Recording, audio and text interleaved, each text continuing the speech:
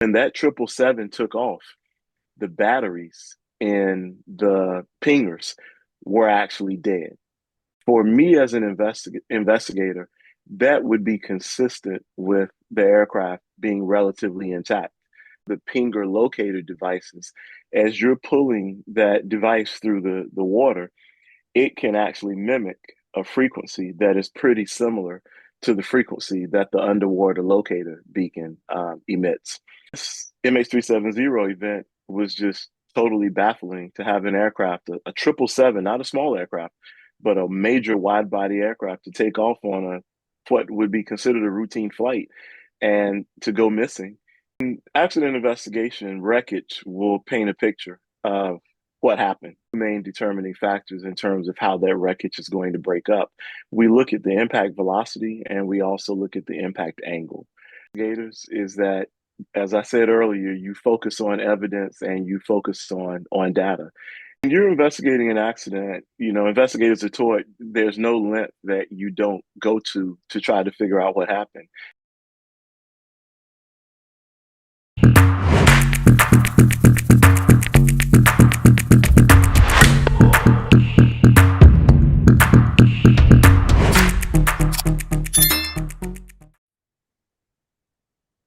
Good morning, good afternoon, and good evening to our audience from around the globe. This is your host, Sid, and welcome back to another episode of Sit Down with Sid podcast, where we bring people together one conversation at a time. A quick reminder before we dive in: the disappearance of MH370 remains an unsolved global mystery. The insights and views shared by our guests are entirely their own, and our objective here is to explore every angle and analyze the data as we work to piece together this timeline. Joining us today is Anthony Brickhouse, a professor emeritus of aerospace safety, air safety investigator, and global aerospace consultant. With a career in aviation safety spanning nearly 30 years, a journey that began with a formative internship at the NTSB and grew into decades of academic and field leadership.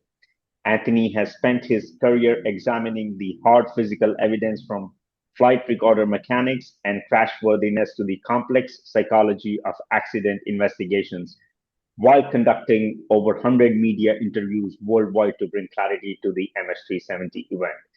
He reminds us that behind every unsolved aviation mystery lies a meticulous puzzle of engineering, data, and human factor dynamics. Anthony, it is a profound honor to have you here, and thank you so much for taking the time to be on the show. Thank you, Sid, for having me. It is an honor to be with you. No problem. Thanks so much, Anthony. Okay, Anthony, before we get into the nitty gritty of this episode, as you said, you talked about Sidney Dekker.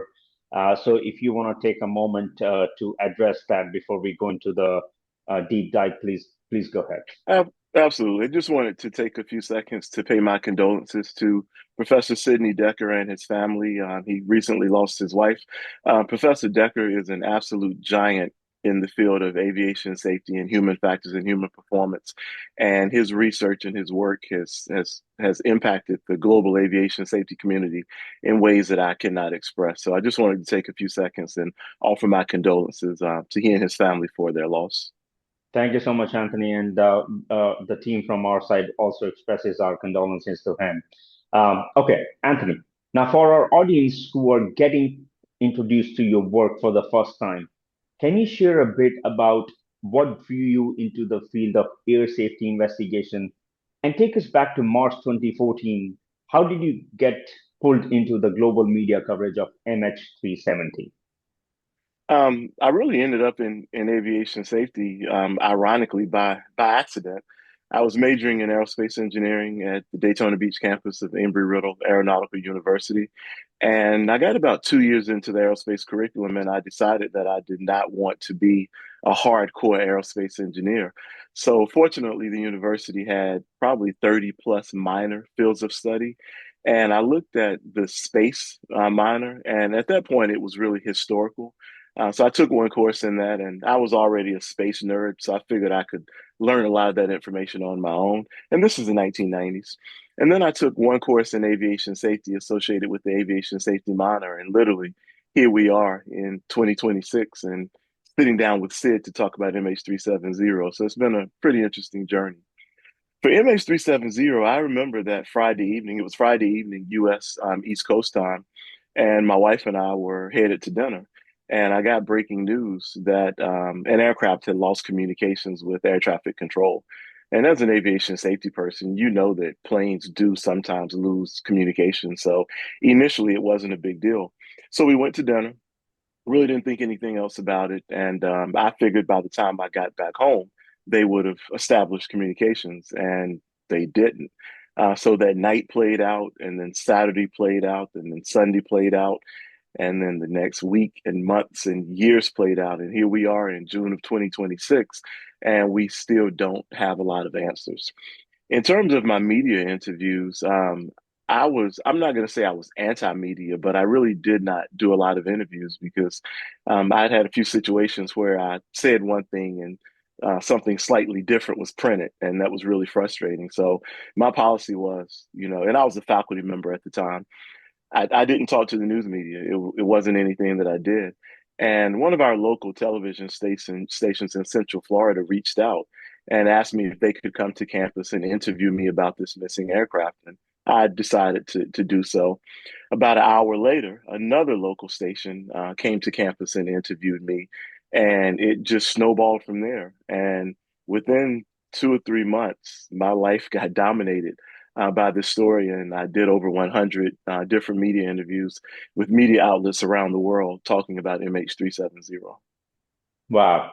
And given your deep research into flight recorders and FOQA, the absolute silence of MH370's ACARs and transponders till date remains a central point of debate. So, from an investigator's perspective, how difficult it is for a Boeing 777 to completely go dark, and what does the timeline of those communication drop-offs tell you about the knowledge or the intent of the person at the controls?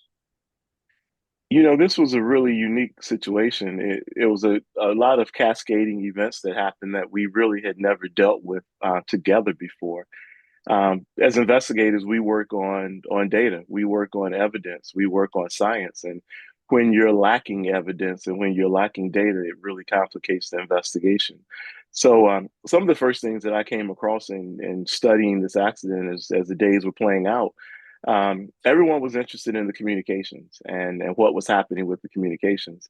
And my attitude was the plane probably crashed somewhere, and in a day or so, they'll start finding wreckage or maybe an oil slick or something like that. And obviously, it did not play out like that. So if you look at how the events played out, everything was normal. The plane was communicating. Um, and then, things started going offline. So back in 2014, it wasn't extremely difficult to quote unquote go dark, even though it was really something that we had not seen before. And when the main levels of communication stopped, it was literally at a point where the aircraft would be handed off. And when I say handed off, I mean, when you're flying and air traffic controllers in one location and they hand you off to another location. This aircraft was being handed off from the Malaysian air traffic controllers to the Vietnamese air traffic controllers. So it was like a slight gap right when everything went dark. So that was definitely something that stood out to me in the early days of this event playing out. Hmm. So, since you brought up Vietnam airspace, I have a question on that.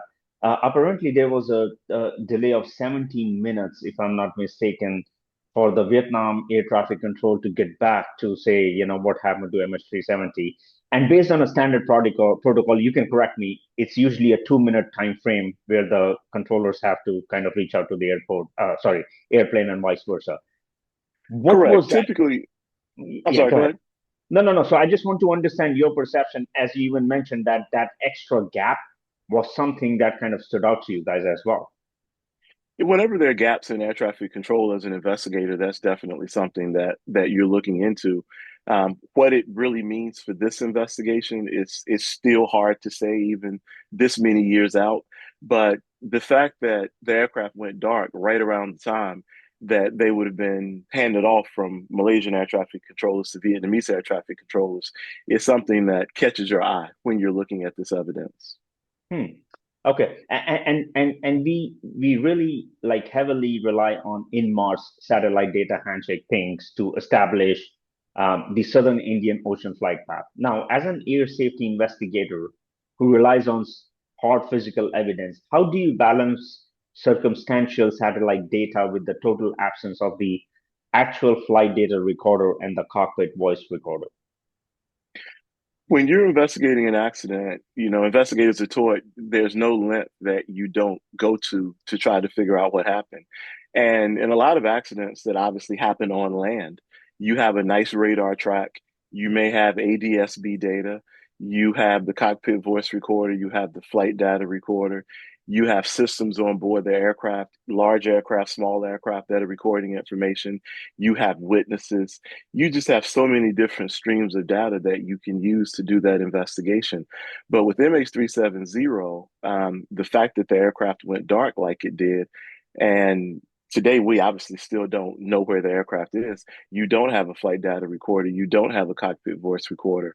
We have some traces of ACARS messages that were going back and forth, but there was really nothing significant. So when we started looking at the Inmarsat data, that was something to go on, and it did, you know, point investigators in a certain direction.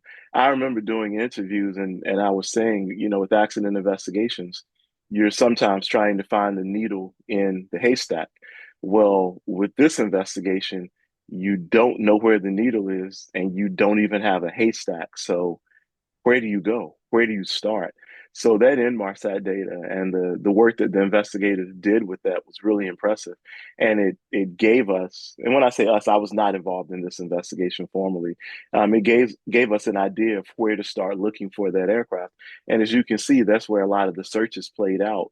We're in an area based on what the Inmarsat data were saying. Hmm. But it's so ironic that we'll come back to the Ocean Infinity source later on. But just to touch on it, it's unbelievable, that nothing has been found. Few pieces of wreckage definitely were found by Blaine Gibson, who we had on the show as well. But till date, the wreckage is still missing. Does it baffle your mind as an investigator? Absolutely. I'm 51, headed toward 52. Been investigating accidents since 1998, and this MH370 event was just totally baffling to have an aircraft, a 777, not a small aircraft, but a major wide body aircraft to take off on a what would be considered a routine flight and to go missing. And here we are in 2026, and we still don't know a lot about this event. And they found some pieces of the aircraft, but those pieces really haven't told us a lot. And I think that something that resonates with me is imagine being a family member of someone who stepped on that plane in Kuala Lumpur for a flight to China. And here we are in 2026, and that flight happened in 2014. And we still don't know, what happened. And I know people throw around the term closure, and I'm a believer that closure really doesn't exist.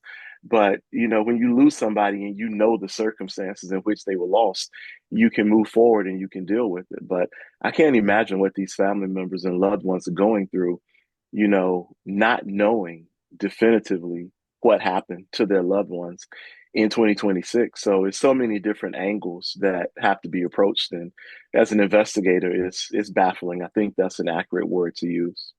Hmm.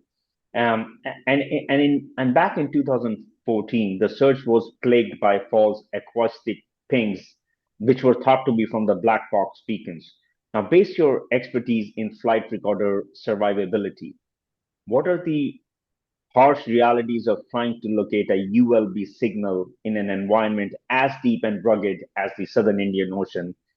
And how has the beacon technology evolved since that tragedy? Well, back in 2014, the cockpit voice recorder and the flight data recorder had a pinger, the underwater locator beacon, that works down to about 12,000 feet to 14,000 feet below the surface of the ocean. And they had a battery that lasted approximately 30 days, somewhere in the range of 30 days. So that really gives you a limited window to get an acoustical signal from that box. Once again, I remember following the news closely in April and the subsequent months. And I was actually going to an air show one Saturday morning, and the news broke that the searchers had picked up a ping. And I really didn't believe it was the black boxes. It just would have been too perfect if it had played out like that. And what we now know is that one of the pinger locator devices, as you're pulling that device through the water, it can actually mimic a frequency that is pretty similar to the frequency that the underwater locator beacon emits. We also found out that when that 777 took off, the batteries in the pingers were actually dead. I've read that in several different reports. So if that's true, and every arrow points to that being true, when that aircraft took off and whenever whatever happened, we were never going to get the acoustical signal. Now you put that black box in the middle of the Indian Ocean, and now we're having to use visual techniques and sonar and things like that. We have experience with that from the Air France 447 accident that happened back in the early 2000s. And the planets aligned, and the investigators and searchers were able to find those flight recorders within about 2 years of the accident. But they were pretty confident, where the aircraft went down. With MH370, it's just such a vast area, we really still can't pinpoint where that aircraft went down. One of the big changes that has happened since MH370 is that we've gone from 30 days to 90 days in terms of the pinger. So instead of it emitting a signal for just a month, it's going to emit a signal for 3 months. We also now have deployable flight recorders. So if the aircraft crashes into the water and sinks, the recorders will actually float and can hopefully be recovered. And just like with any technology, as we move forward, the amount of data that you're going to be streaming real time is going to be increased. So, God forbid another MH370 happens, we would have more information today to work with than we had back in 2014. So, we're in a better place. Wow. And it's interesting. This is a new piece of information that you shared that there were no the batteries were dead. I'm not sure. You said you did mention some reports. I'm not sure if it was mentioned in the Annex 13 report or not, but I would like to ask our audience, as I said, they are very technical dive who have read the reports. If they can cross-check this, if this was Sure. mentioned in Annex 13 report and put it in the comments, because once again, this is something brand new. This is news to like new something new I have heard, and it would be very interesting if this actually is a fact or is reported in some reports, as you mentioned. So Correct. thank you for sharing that point, though. Uh, No problem. yeah. Now I want to talk about debris. So the pieces of debris, like the flaperon, which was found on the Reunion Island, had been recovered and analyzed. Now, when an investigator examines a piece of structural debris like that, what specific microscopic fractures, stress patterns, or details are they looking for to determine if the aircraft was dished in a controlled manner or it suffered a high speed spiral dive? In accident investigation, wreckage will paint a picture of what happened in some respects. And whenever I'm talking accident investigation, I always say that you get information from a lot of different streams. The digital information will give you evidence. The humans will give you evidence. And literally, as you said, the metal or the material that an aircraft is made out of will give you evidence. Sometimes it's at the macroscopic or the big level. Sometimes it may be at the microscopic level. If I could just go back to the macroscopic level, the big level, whenever an aircraft impacts either the ground or water, there are really two main determining factors in terms of how that wreckage is going to break up. We look at the impact velocity and we also look at the impact angle. So the higher your velocity and the steeper your angle, the more fragmented the wreckage is going to be. Or conversely, the slower the aircraft is going and the more shallow the angle is, you're going to have intact wreckage or larger pieces. So that's something that we look at on the macroscopic level. So finding that large, relatively large piece of flaperon was pretty interesting. On the microscopic level, and metallurgists do this, on a daily basis, they literally take a microscopic look at the metal and they get down to the level of what we call the grains and the grain boundaries. The easiest way to think about grains and grain boundaries is to think of a brick wall.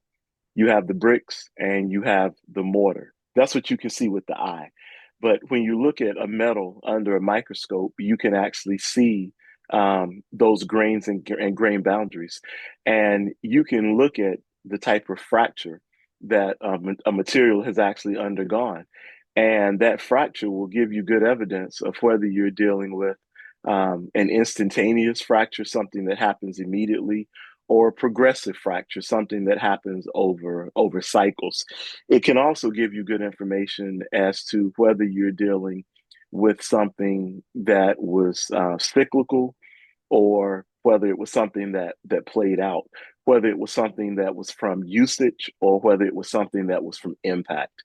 So looking at a piece of metal can be super helpful in that. But once again, you need wreckage in order to be able to make that determination. If I could also go a little deeper, um, really smart engineers and investigators, if you find a piece of wreckage, and let's say this piece that was found on Reunion Island, I remember seeing barnacles actually growing on the wreckage. Marine biologists can take a look at those barnacles and they can actually study it biologically and they can somewhat figure out where that piece of wreckage was to have that type of barnacle growth. So it's absolutely fascinating, what science can help us with when you're investigating an accident. Very interesting. Um, a- so, Anthony, now I want to talk about the theories on MH370. There has been a major divide in the aviation community. Some think it's hypoxia, the ghost flight theory. Some say it's a pilot murder suicide. Some say there is fire in the cockpit. So now, looking at the forensic footprint left by the debris found so far, which theory does the physical evidence lean towards for Anthony Brickhouse? Absolutely. One of the things that we're taught as investigators is that, as I said earlier, you focus on evidence and you focus on data. You're taught not to speculate. You literally let the evidence guide you. So I'm really not able to speculate and say, what I think happened. But what I will say is looking at the wreckage or lack thereof, if an aircraft comes screaming out of the sky and impacts either the ground or the water, you're going to end up with a highly fragmented wreckage field or debris field. If an aircraft comes out of the sky and lands or ditches in a somewhat controlled attitude with not extreme velocity or not an extreme angle, you would expect to find an aircraft relatively intact and maybe have larger pieces coming off. So for me, the fact that we have not found any significant debris field or any significant pieces of debris, for me as an investigator, that would be consistent with the aircraft being relatively intact when it came down and impacted the water. That's how I would read the situation. With that said, it all depends on, are we looking in the right area? If we're not looking in the right area, then what I said about a high velocity, high angle impact could still be true, but we haven't found any data because we're not looking in the right area. So it's really a fluid situation.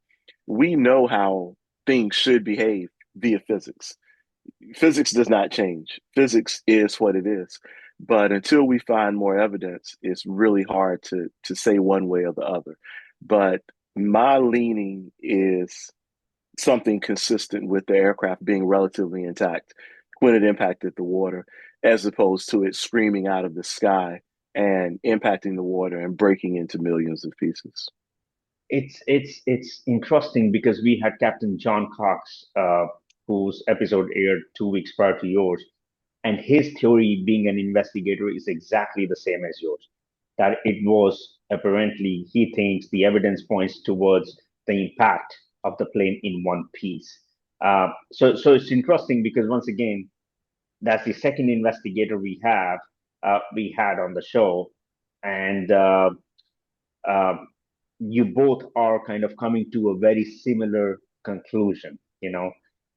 So it's just interesting to see how the investigators, like yourself, John Cox, Captain John Cox, you look at the evidence versus some technical data analysis to look at other things, and then they come up with their own theories. One more thing before I move forward is, would it be okay? I know you had sent us a bio. Would it be okay for you, with your permission, for us to share your bio in the description and pin comment of this video so at least people can read about your background and everything that you sent us? Absolutely. Perfect. Thank you. Thank you so Absolutely. much. No Perfect. That problem. would be great, because I'm sure some of the audience might have some questions to you for you, and respectfully, they might be able to reach out to you. Okay. Now, Sure. I want to talk about the cargo. So early on, there was a lot of focus on the cargo manifest, specifically the lithium ion batteries and mangosteens.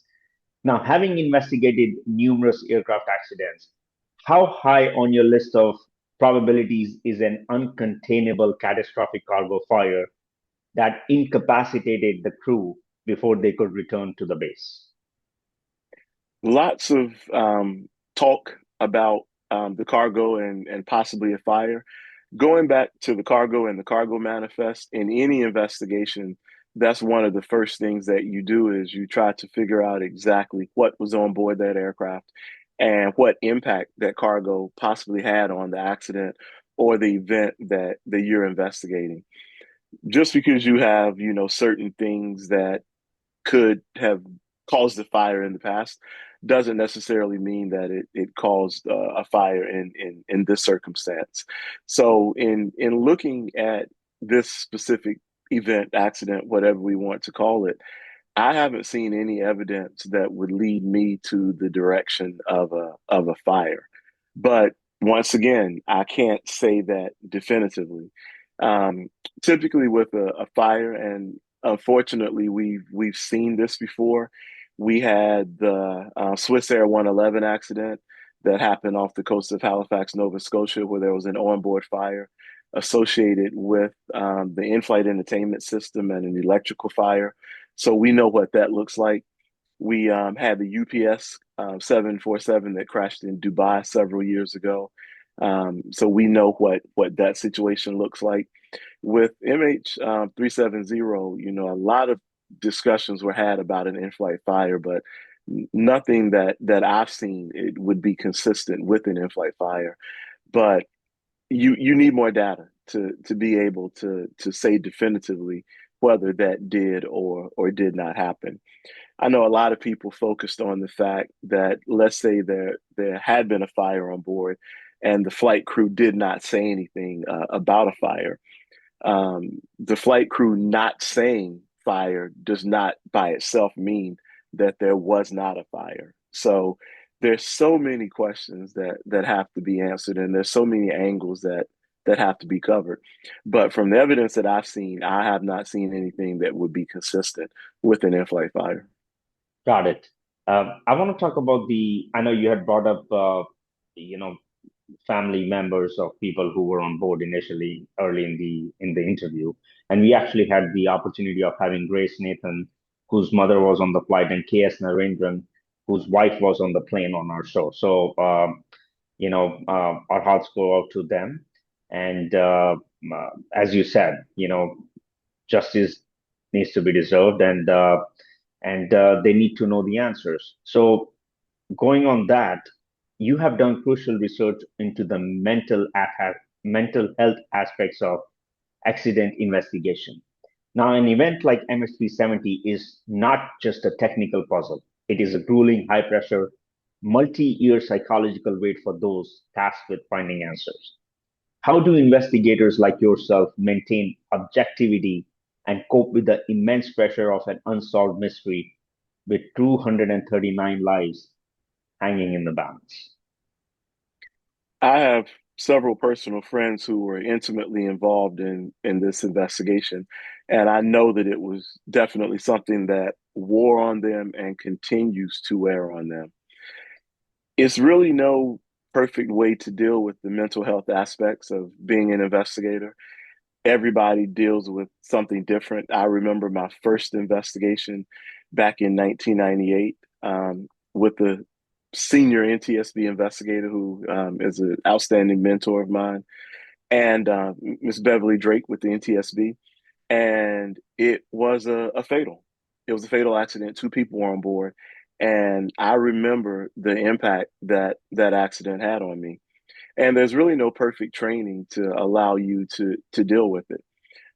I know one thing that investigators focus on is I think a lot of us get into safety so that we can affect change and improve safety through our investigations, because sometimes we do get to see the family members, and you've had that experience interviewing the family members associated with this accident. So our mantra is to figure out what happened so that hopefully it doesn't happen again. So we think about the family members and those who lost loved ones, but also we kind of shield ourselves from that, because if you get too emotionally connected to an investigation, it could cloud your judgment. So you always want to be compassionate and sympathetic to those who lost, but you also want to shield yourself from that emotion so that you can focus on the technical side of the investigation. But this investigation was a totally different animal because it's not like most investigations. Most investigations play out not scripted, but they play out in a certain way. And this investigation did not play out like that. Here we are, as I said numerous times in this podcast, it's 2026, it's June 2026, and we still don't know a lot about what happened. So, extreme accidents cause extreme mental stress. And it's important that as investigators, if you need help, you definitely seek it out and not try to deal with everything alone. Well, thank you so much for sharing that perspective because I think it's good to understand the mental aspect coming from an investigator's point of view as well, as you said. Um, I want to talk about the geopolitical aspect. With our series, we had so many different guests, and this has been constantly brought up by guests, and we have also brought it up. So, my question to you on this is with your background in conflict resolution, you understand how messy multi-nation investigations can get. We saw Malaysia, Australia, the US, China, and France all involved, often with conflicting public statements. In your opinion, how much did geopolitical friction, face saving, and national security protocols hinder the transparency and efficiency of the early critical days of MH370? Geopolitics are something that are involved in investigations. Politics is something that's involved in all investigations. Whether you're investigating a small four-place aircraft, politics will be involved. When you look at a global accident, then obviously geopolitics will be involved. You have a lot of different countries, you have a lot of different agendas, you have a lot of different political ideologies. It's just a lot coming together to investigate an accident. I wouldn't necessarily say that geopolitics hindered the investigation, but it's challenging, and you're working through the technical aspects of the investigation, and you're also working the political side of the investigation. And a good friend and mentor of mine, who I won't name, but he was involved in a very political global investigation that played out a few years ago, involving one of the two major aircraft manufacturers. And I'll tell you, in his role, he told me that his job was to basically be the quarterback and kind of manage the investigative team and let them handle the science and the investigative aspects. And his job as the quarterback was to be at the political table to, work the political side of the investigation. Because if everybody's fighting and not getting along, nothing's going to get accomplished. So I thought it was really interesting how he broke down the dynamics of an investigation. So certain people are going to handle the politics and other people are going to be doing the investigation. And hopefully, everything can come together as best as possible so that things can get worked out. With MH370, obviously there were challenges, but I think overall, considering the circumstances of this accident, the world and those key players have done a good job in piecing this together. Can it be better? Absolutely. All investigations are never perfect, but I think the processes that they used were sound in trying to answer the questions associated with this accident. So, Anthony, as you just said, in your mind, based on your opinion, you think the authorities involved from different countries did a good job. Of course, things can be done better. Now, if I was to pick one thing, once again, this has to be just your opinion. Nothing is fact that you're spewing out. Based just upon your opinion, if there is one thing that you think they could have done better, what would that be based on your experience being in the industry for so long? That's really a tough question. As an investigator, I always go back to the early, hours and days after an investigation. Um, I think considering the circumstances and how this was an unprecedented event, I think, everybody did the best that they could considering the circumstances. But I think we learned quite a bit from an international coordination perspective. I'm pretty connected on the global scale, and I've seen, a lot of different key players from this event communicating and talking and learning and looking at lessons learned. So I think a lot was learned from the early moments of that investigation, so that when something like this happens again, I think the coordination will be better because we have precedent. MH370 was really the first time that something like this had played out on a global stage. And sometimes you don't know what you don't know. And I think all things considered, when this happens again, I think we'll be better because we've seen it before. Okay. I have a few more questions, Anthony, before we wrap this up. I want to go back to I know you had mentioned you did over 100 interviews for global media outlets during the peak of MH370 coverage. What was the most single frustrating myth, conspiracy theory, or the piece of misinformation you constantly found yourself having to debunk on live television? When I do media interviews, I look at my job as to explain to the average person who hasn't been in aviation safety for almost 28 years what goes on behind the scenes. Just literally putting it at the simplest level so that people can understand what we take for granted as investigators. And one of the more frustrating things for me was everybody wanted to know immediately what happened. I had had one of our local reporters in my office, like pressing me, Anthony, you've been doing this for X amount of years. What happened? Where's this plane? You don't know. You just don't know what happened. So everybody's desire to know what happened immediately in the days and weeks after the accident, it doesn't play out like that. Some of the just outlandish theories that were presented by people who don't really know accident investigation. I won't get into a lot of those theories here, but the plane being taken to a country to be used for nefarious purposes. Um, the ghosting ideas, aliens. I mean, it was so many different outlandish things that were brought up.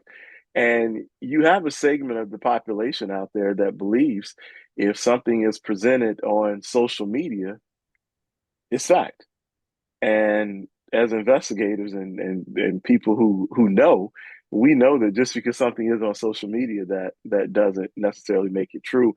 I'm not a big social media person. I really don't have any social media, and I'm almost of the belief if it's on social media, I look at it with a suspicious eye. So just the misinformation and just the news media doing everything they could to keep this story alive. I mean, it was literally around the clock coverage of this event, and nobody was saying anything. Nobody was moving the needle. It was just weird because we didn't have any evidence. So what are we talking about? So those are some of the really frustrating things to me in the days, weeks, and months when the aircraft went missing. Anthony, I do want to bring up the Ocean Infinity search. I have brought this to every guest, and I would like just your opinion on that as well. Their current search concluded on March 8th, 2026, which was the 12th year anniversary of MH370, with once again no wreckage found. Now, they have conducted searches since 2014. Over 200,000 square kilometers have been searched. Some people say it's looking for a needle in a haystack. Um, what is your opinion on the job done by Ocean Infinity and the Malaysian authorities in coordinating that with Ocean Infinity to find the wreckage of MH370?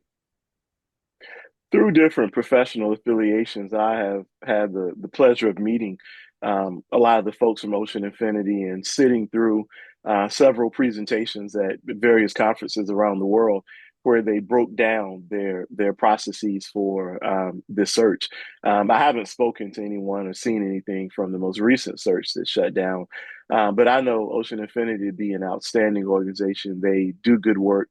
They've had successes in previous searches, and I know they're doing everything they possibly can to find this wreckage so that this investigation can move forward. So, so those family members can have some answers as to what happened to their loved ones. But the ocean is vast. I don't want to be Captain Obvious, but in some circles, we know more about space than we know about our oceans, and it's just such a vast area that we're searching in. We may not be specifically in the right area, and that would definitely challenge any search efforts that are out there.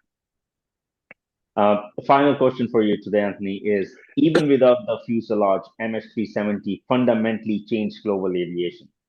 From your perspective, what is the most significant safety protocol, tracking technology, or investigative standard that exists today solely because of the gaps exposed by MH370? If I had to really focus on one area, I think it would be the technology and the tracking that we have now that we really didn't have back in 2014. Aircraft are no longer going to be, out of comms for any significant amount of time. I mean, no more than really 15 minutes or so. And once a distress signal is declared, it's almost a 1 minute check-in. So if the technology works like it is designed to work, we're not going to see something like MH370 happen again. Because with the technology that we have in 2026, we're in better contact and better communications and have more ability to track aircraft than we had back in 2020, back in 2014. And just, looking at where we are in 2026 compared to where we were in 2014, we just have more tools that we can use to our advantage now. It's fascinating, what we can do in 2026 when in 2014 we just didn't have that technology. It did not exist. So as humankind moves forward, technologically, we're always going to advance. And that technology, I never say it makes investigations easier, but it gives us more evidence to work on. And that's helpful. Well, Anthony, this was quite a fascinating conversation we had. I would like to give a message to our audience. First of all, I want to take a moment to say a deep, sincere thank you for the incredible support you have given us through this entire coverage. And if this conversation moved you, please share it. In a world of fleeting digital noise, our collective attention is the only thing that keeps the search for truth alive. By listening, you ensure this story and the 239 souls it represents are never truly lost to the deep. Anthony, thank you so much for your lifelong commitment to aviation safety, for your time, and for sharing your unique forensic expert perspective with us all today. And it was such an honor to have you on the show today. Thanks for the opportunity. Thank you. You take care. Bye bye. Bye bye.